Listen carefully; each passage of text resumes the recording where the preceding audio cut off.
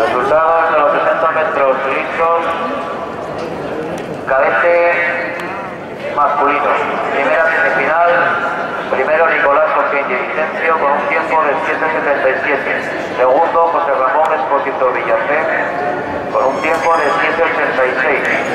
Tercero Víctor Hugo Lero Suárez 7.88. Cuarto César Muñiz Argüelles 7.94. Quinto, Luis Fernández Llamazares, 8.01.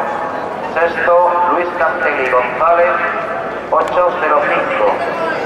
Y séptimo, Rubén Rodríguez Barajón, 8.06. Resultado de la segunda semifinal de estos 60 metros lisos, cadete masculino. Primero, Cristian Gabriel Rodríguez Suárez, de la Atlética Vilesina, 8.19. Segundo, Luis Álvarez Gómez, de la Electrónica Hernández de Avilés, 8.22.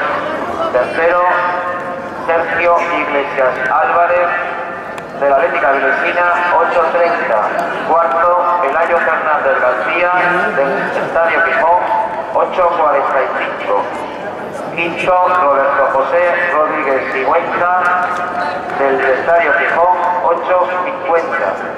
Sexto, Yasmin Sánchez Napolano, de la Atlética Vilesina, 8.60. Queda descalificado en esta segunda semifinal Iván García Poladura, del Raicero de Villaviciosa, por el artículo 162.7. Clasificados para la final de 60 metros lisos, cadete masculino.